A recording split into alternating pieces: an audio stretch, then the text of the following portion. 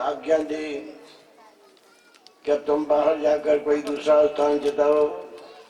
गुरु की आज्ञा पाकर के पूज्य स्वामी जी सन 1926 में वाराणसी जौनपुर से पैदल चलते हुए मुंडा गोपाल की पावन धरती पर पधारे। स्वामी जी का नियम था, एक रात एक जगह रुकते थे। रात्रि में जब मुंडा गोपाल स्थान पर विश्राम करने लगे, वहीं उनके गुरु अकबारी साहब ने दर्शन दिया। रात में आज्ञा दी कि तुम अपनी अगली सभी यात्राओं को रोक करके इसी मुंडा गोपाल की पावन धरती पर त्याग तपस्या कीजिए। तुम्हारी आगे चल करके बहुत बड़ी तपोभूमि होगी।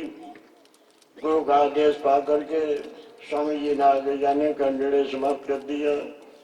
मुंडा गोपाल की पावन धरती पर त्याग तपस्या में लीन हो गए।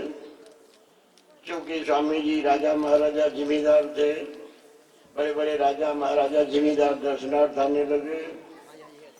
हम लोगों ने अपना गांव क्षेत्र देना चाहा, हजारों गांव दान में देना चाहा। स्वामी जी ने कुछ लेना स्वीकार नहीं किया। मैं राजा राजस्थान का रियासत का रजवाड़ा परिवार का हूँ, सब कुछ छोड़ कर आया हूँ, मुझे कुछ नहीं चाहिए। आश्रम में चकबंदी हुई, तब भी अधिकारी कर्मचारी लोग हजारों बीघा दान देना चाहे, लेकिन स्वामी जी ने एक इंच जमीन लेना स्वीकार नहीं किया। देश के प्रथम प्रधानमंत्री पंडित जवाहरलाल नेहरू, द्वितीय प्रधानमंत्री लाल बहादुर शास्त्री और तृतीय प्रधानमंत्री श्रीमती इंदिरा गांधी का आश्रम में आगमन हुआ। तीन ही प्रधानमंत्री उनके समय में रहे हैं, इसलिए तीनों का आगमन हुआ। उसके बाद उन्होंने चोला ओढ़ कर लिया। द्वितीय प्रधानमंत्री लाल बहादुर शास्त्री आए जब आश्रम में रेलवे स्टेशन बनाना चाहते थे। महमूदाबाद से भगोड़ी तक रेलवे के किनारे सड़क बनाना चाहते थे। स्वामी जी ने दोनों बनाने से इनकार कर दिया, डांट दिया, खबरदार कुछ नहीं बनेगा, क्योंकि भाई त्यागी महापुरुष थे। इस प्रकार से सन 1970 में उत्तर प्रदेश के मुख्यमंत्री बाबू कमलापत त्रिपाठी हुए। उन्होंने अपने पावर से बगैर स्वामी से पूछे हुए मुंडा गोपाल में बिजली लगवा दिया, जो आउट डिस्ट्रिक्ट है सीतापुर की बिजली। बाराबंकी जिले में केवल एक कनेक्शन है, उसमें किसी दूसरे की बिजली नहीं मिली है। इस प्रकार से रेलवे स्टेशन नहीं था। बाबू कमलापत त्रिपाठी सन 1977 में जब दिल्ली सरकार में मंत्री रेलवे बनाए गए तो उन्होंने हाल्ट की मंजूरी दी। हाल्ट 1 जनवरी 1980 से संचालित है, जिसका कार्यक्रम टिकट वितरण सब कुछ आश्रम में मेरे द्वारा संपन्न किया जा रहा है। आज भी व्यवस्था संपन्न हो रही है। इस प्रकार से पूज्य स्वामी जी ने सन 1926 से लेकर के सन 1984 तक सीतापुर बाराबंकी जिले के सभी भक्तों का कल्याण किया, सभी को आशीर्वाद दिया। और सन 1984 में मुझे आशीर्वाद देते हुए समाधिस्थ हो गए। 2 शब्द उनके विशेष स्मरणीय हैं। उन्होंने अपने समय में शरीर छोड़ते समय दर्शाया था कि आज तक मैंने जो कुछ जाना सब कुछ बताया, पढ़ाया, लिखाया, आशीर्वाद दिया। हमारे पढ़ने लिखने के शब्द इसलिए पुष्ट हैं कि स्वामी जी ने हमको बहुत पढ़ाया है, मैं उनका आभारी हूँ। इसलिए हमारे शब्द पढ़ने लिखने में पुष्ट हैं। तो प्रकार से स्वामी जी ने आखिरी शब्द हमको समझाया। जैसे कल चोला हाल करना है तो आज ही बैठ कर बताया कि देखिए, हमेशा ये ध्यान रखना कि तुम कहीं आते जाते नहीं हो, इसलिए मैं तुम्हें आदेश देता हूँ कि आज से मेरी जगह पर, बड़ा शब्द है, आज से मेरी जगह पर तुमको आते जाते रहना है। ये आदेश मैं तुमको इसलिए दे रहा हूँ, तुम कहीं आते जाते नहीं हो। बार बार दर्शाया। जब तक हमने हाँ नहीं कर दिया तब तक उन्होंने कहना नहीं बंद किया। आज्ञा शिरोद्धार हुई। और दूसरा अर्थ है बताया कि देखिए, मैं राजा महाराजा परिवार का हूँ। और मेरी त्याग तपस्या तुम परिचित हो। हमने किसी से हाथ उठाकर नहीं मांगा है, जबकि मैं चाहता सोने चांदी के यहाँ फर्श लगा देता। इतने जिम्मेदार राजा लोग जुटे थे मेरे पीछे, लेकिन मैंने त्याग की व्यवस्था रखी। और साथ साथ एक उदाहरण दिया कि एक महात्मा बड़े त्यागी थे, तो महात्मा त्यागी देखने में थे, और जब शरीर उनका छूटा तो उनके कथई गुदरी में 10-5 लाख रुपया मिले। दूसरा उदाहरण स्वामी जी का कि एक महात्मा थे जो चांदी के पीदान थे, सोने चांदी खाने के बर्तन थे, और जब उन्होंने शरीर छोड़ा तो उनके लिए कफन लिए अलग से पैसा आया। तो स्वामी जी ने बताए भैया कि वो महात्मा अच्छे थे, त्यागी थे, जो कहे जाते थे, या जो राजा महाराजा थे। इस तरह से उन्होंने उद्बोधन करते हुए मुझे ये दर्शाया कि देखिए समाज में प्रतिष्ठा तभी बढ़ती है, महात्माओं का किसी बैंक नहीं होता है, उनका सरकारी बैंक उनके साथ चलता है, और कभी महात्माओं की बैंक बंद नहीं होती है, उसमें कभी ताला नहीं लगता है, वो रोज़ खुली रहती है, रोज़ निकलता है, रोज़ खर्च होता है। इस प्रकार से उन्होंने दर्शाया कि किसी के सामने हाथ फैलाने की आवश्यकता नहीं है, मेरा आशीर्वाद तुम्हारे साथ है, हमेशा देने वाला भाव रखना। चारों लोग यज्ञी है, मैं आशीर्वाद देता हूँ, सब कुछ पूरा होता रहेगा। इतना कह करके मेरे शरीर को, सिर को झुकाया और 2-4 थपकियाँ लगा करके आशीर्वाद दे दिया। तो कहने का तात्पर्य है कि गुरु की सेवा तभी सफल होती है जब उसी भाव सहित जीवन पर्यंत जुड़ा रहे। महात्माओं के द्वारा जो कुछ मिलता है आखिरी मिलता है। वैसे कुछ भक्तगण थे तो उन्होंने दर्शाया स्वामी जी को कि बताइए आपने गुरु जी को ऊपर बना दिया और अपना नीचे स्थान ले लिया, और सत्यानंद को किस जमीन में खोस दिया जाएगा। हिंदी में उन्होंने कहा, तो उन्होंने कहा, स्वामी जी ने दर्शाया कि देखिए हमने कोई सेवा नहीं किया है कलम के अलावा, हमारे गुरु ने कोई सेवा किया है, त्याग तपस्या किया है, और सत्यानंद का सब कुछ बनाया हुआ है। इनकी मान्यता, इनकी मर्यादा हम लोगों से ज़्यादा होगी, ये उनका आशीर्वाद था। प्रकार से भक्तों से आग्रह है, बोलने के लिए बहुत कुछ बोला जा सकता, हम लोग बोलने की आदत है।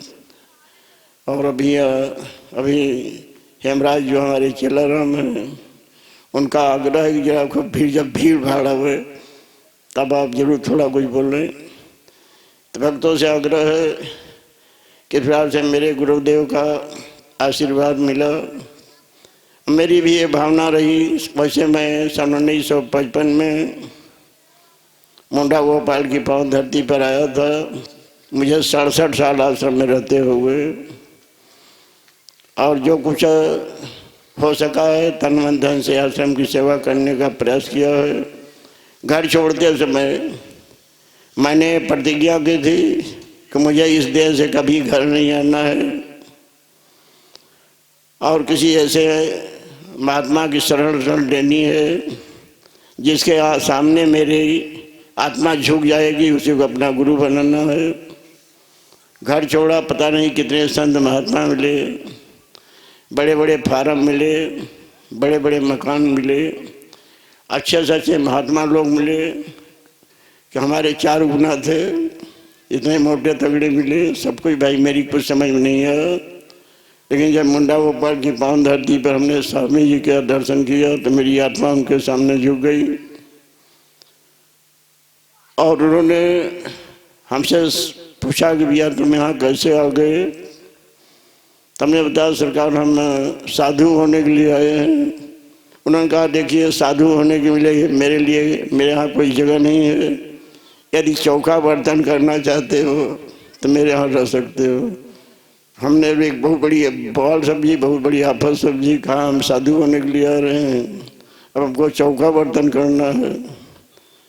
फिर भी गुरु का आदेश मान करके चौका बर्तन करने में हम संपन्न रहे। 5 साल तक लगातार मेरी परीक्षा ली गई। बहुत बड़े बड़े बर्तन होते थे, पहले भगोना नहीं थे, सब बटुआ कढ़ाई बड़े बड़े होते थे।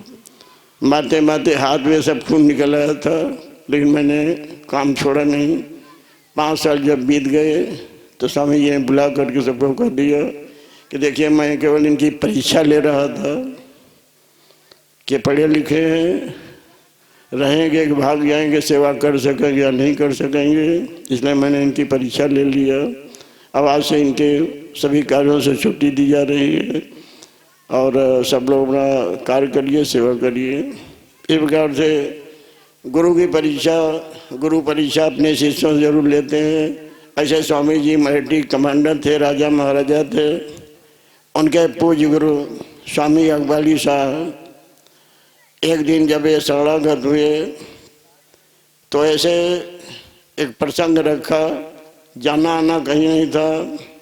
हमारे गुरु जो स्वामी जी मुंडा उपाल के थे, उनके गुरु अकबाली साहब थे। दर्शाया कि देखिए हमको बाहर चलना है। तब बोरी नहीं होती थी, अब कोई साधन नहीं होते थे, पैदल चला जाता था। अब पहले गठरी बांधी जाती थी, बोरिया तब नहीं थी। तो बोरी में गठरी में सब सामान बांध करके तमाम लोग बैठे थे। उनके गुरु अकबाली साहब ने चेला राम हमारे स्वामी जी से आदेश दिया कि आज देखिए कोई नहीं जाएगा, केवल बैठाना उनको कहते थे। कहने लगा केवल बैठाना चलेगा। उनके ऊपर गठरी का बोझ लाद दिया गया। वो राजा महाराजा बेचारे, लेकिन अब गुरु का आदेश था। लेकर गठरी थोड़ी दूर आस्थान के बाहर निकले। शायद जो लोग गए होंगे भैया यहाँ गए भी हैं, सड़क तक पहुँचे ही थे, पीछे संदेश भेजा कि जाकर बैठाना बुला ले। आकर गठरी उतार दिए, आशीर्वाद दे दिए कि मैं तुम्हारी परीक्षा ले रहा था, तुम राजा महाराजा जिम्मेदार परिवार के हो, मेरी सेवा कर सकते हो कि नहीं। अब आज से तुमको सभी कार्यों से मुक्ति दी जा रही है। आज से 4 आदमी तुमको अंधेरे मिलेंगे। देखा भी गया है कि एक बार मैं उनके साथ प्रतापगढ़ जा रहा था, तो मार्ग में चले बस बिगड़ गई। अब दई हो गए तो वहाँ से जाने की व्यवस्था होती हुई भी बस बिगड़ गई, तो बस रुक गई, खड़ी हो गई। बस बन ही रही थी। अच्छा, हर जगह खाया पिया भी नहीं जाता साधु समाज में, लेकिन इत्तेफाक से देखिए ठीक उसी दिन जिसके यहाँ स्वामी जी जा रहे थे, वही लड़का अपने यहाँ बहू को, औरत को विदा करा लिया जा रहा था। और जब पीछे से बस आई तो बस वहाँ रुकी। जब बस रुक गई तो उसने कहा स्वामी जी यहाँ खड़े हैं जिनके यहाँ जा रहे थे। और तुरंत जो है उठा कर ले आया। एक डेलवा भर पूड़ी थी और सब ले आकर सामने रख दिया। सब लोग अपना खाए पिए, सब आराम किए। तो करिश्मे तमाम जगह देखे गए हैं। वैसे स्वामी जी का मेरे नियम था, बगैर टिकट नहीं चलते थे, किसी को बगैर टिकट चलने की सलाह नहीं देते थे। शायद हम लोग इसीलिए अच्छे हैं कि उनके सभी सुझाव अच्छे थे। वाराणसी जिले में मैं उतरा गाड़ी में उनके साथ। उस समय टिकट ले रहा था। जब स्वामी जी का जगह चेहरा देखा तो पैरों पर गिर पड़ा। कहने लगे हम लोग इतने योग्य नहीं कि आप टिकट ले सकें, ये आपकी महानता है जो आप टिकट लेते हैं। क्योंकि साधु महात्मा कहते हैं, पाया जाता है कि गाड़ी तो हमारे बाप की है, किसी की हिम्मत नहीं जो टिकट दे दे, ऐसा लोग कहते पाए जाते हैं। ऐसा कुछ नहीं है, क्योंकि ये भावना गलत होती है। हम देश के रक्षक हैं तो हम भक्षक न बने। जो अधिकार है, जैसे एक टिकट का अधिकार, चाहे वो गरीब हो चाहे अमीर हो, छोटा हो या बड़ा हो, टिकट का एक ही अधिकार होता है। छोटा हो या बड़ा हो, और टिकट उसकी गिनती में जरूर होता है। इसलिए सभी को चाहिए कि सही ढंग से व्यवस्था करके देश का सहयोग करें, क्योंकि देश कोई ऐसी चीज़ नहीं है कि अपने आप पे चलने लगे। ये हमारी आपकी आवश्यकता है। इस तरह से बहुत कुछ कहते हुए हम भक्तों से आग्रह करेंगे कि हमारी जो पैदल यात्रा की प्रेरणा है हमारे पूज्य गुरुदेव स्वामी जी की देन है। क्योंकि वो वाराणसी जौनपुर क्षेत्र से पैदल चल कर के मुंडा गोपाल धरती पर पधारे थे सन 1926 में। और जब सन 1955 में मुंडा गोपाल आए तभी से मेरे मन में विचार बनता रहा कि हमारे पूज्य गुरुदेव पैदल आए थे, एक बार हम भी पैदल यात्रा करें। उनका आशीर्वाद लेकर के पैदल यात्रा चलने का प्रयास किया गया। आपके बाराबंकी जिले के बड्डूपुर थाना क्षेत्र के बिया सेठ मथुरा प्रसाद गुप्ता के द्वारा नए ट्रैक्टर ट्राली की व्यवस्था कराई गई। यात्रा सन 2008 में संचालित की गई। यह 15वीं पैदल यात्रा है। इसी यात्रा क्रम में मेरा नियम है प्रत्येक वर्ष दीपावली भैया दूज को यात्रा प्रारंभ होती है। वापसी यात्रा प्रत्येक वर्ष 14 जनवरी को संपन्न होती है। इसी क्रम में हमारा सफीपुर ग्राम भी जुड़ा हुआ है। आपके खटौड़ी नरेश भैया भारत की यह देन है। उनका आग्रह था, बड़ा प्रयास था कि एक बार मेरे यहाँ भैया सफीपुर चला जाए। उनके आचार विचार व्यवहार को देखते हुए यहाँ आने का शुभ अवसर मुझे प्राप्त हुआ है। इस गांव नगर क्षेत्र में सफीपुर के सभी ग्रामीण माताओं बहनों भाइयों ने जोरदार सेवा स्वागत संपन्न किया। सभी ने मेरे यात्रा का उत्साहवर्धन किया। सभी के प्रयास से मुझे आने का शुभ अवसर प्राप्त हुआ है। यह 5वीं पैदल यात्रा यहाँ की है। इस प्रकार से सीतापुर बाराबंकी लखनऊ क्षेत्र के सभी माताओं बहनों भाइयों भक्तों के सहयोग से मेरी यात्रा प्रत्येक वर्ष संपन्न हो रही है। इस यात्रा क्रम में हमारा सफीपुर ग्राम भी जुड़ा हुआ है। इसीलिए हम तत्काल यात्रा 14 जनवरी आने के बाद यहाँ की यात्रा निश्चित कर दिए थे।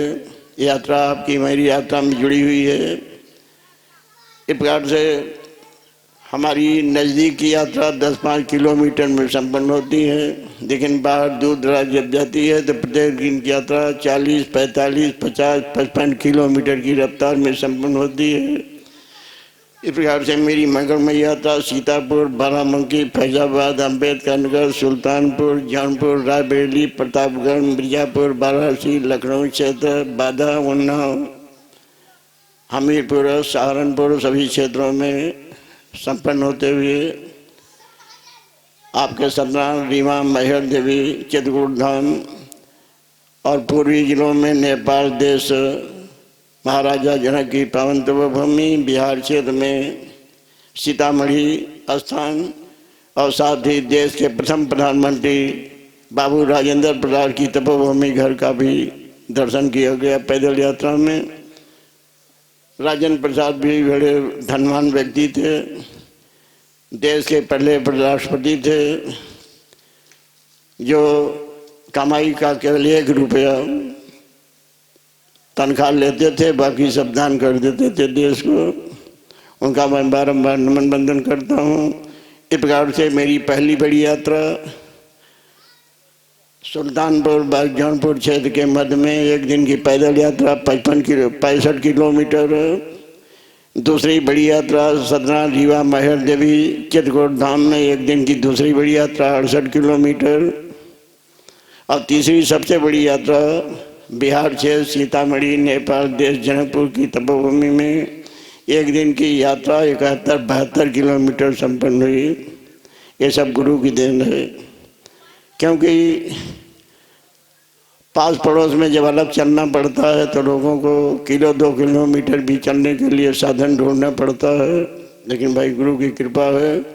हम उन पैदल यात्री माताओं बहनों भाइयों के आभारी हैं जिन लोगों ने घर छोड़ा, परिवार छोड़ा, अपने स्थान छोड़े, मेरा साथ दिया, मेरी यात्रा का उत्साह बढ़ा, मेरी यात्रा को पूरा किया। सभी पैदल यात्री माताओं बहनों भाइयों भक्तों का बारंबार नमन बंदन। ऐसे जाड़े पाले में प्रातःकाल जगना, उठना, नहाना धोना, जब रजाई के अंदर डूबके रहने पर भी हिम्मत नहीं पड़ती है कि मुंह खोल दिया जाए, ऐसे समय में हमारे पैदल यात्रियों ने जी जान की बाजी लगा करके मेरी सेवा किया, सभी सुविधाएं दी, यात्रा का उत्साहवर्धन किया। सभी पैदल यात्री माताओं बहनों भाइयों का बारंबार हार्दिक नमन बंदन। इन मंगलमयी वाणियों सहित हमारी की पूजा आरती की इस पौन मेला पर सफीपुर ग्राम के सभी माताओं बहनों भाइयों भक्तों का बारंबार हार्दिक अभिनंदन करते हैं। ईश्वर से मांग करते हैं कि अपने सफीपुर ग्राम क्षेत्र की पावन धरती सदैव इसी प्रकार से हरी भरी बनी रहे और हम सभी भक्तों का लगाव जुड़ा जीवन पर्यंत मरते दम तक यहाँ के गांव क्षेत्र नगर बस्ती घर परिवार से मेरा नाता जुड़ा रहे। इन मंगलमयी वाणियों सहित भक्तों से आग्रह है कि मेरे आने में जाने में रुकने में रहन सहन खान पान बोली बाड़ी प्रवचन में यदि कोई त्रुटि हुई हो तो उसके लिए हम सभी से क्षमा चाहते हैं। उन शब्दों में कि आप सभी ग्रामीण वासी हमारे हैं, हम आपके हैं। इन मंगलमयी वाणियों सहित एक बार पुनः ईश्वर से मांग है कि अपने भारत देश में धन दान की वर्षा हो, गरीब अमीर सभी को धन दान की पूर्ति हो, गरीब अमीर सभी का धन दान से भंडार भरा रहे, सभी का कल्याण हो, सभी का जीवन स्तर ऊंचा हो, सभी का चतुर्मुखी विकास हो, सभी का जीवन मंगलमय हो। इन मंगलमयी वाणियों सहित आने वाले भविष्य में ईश्वर आप सभी भक्तों का सदैव कल्याण करें। धन्यवाद, शुभकामना, आशीर्वाद।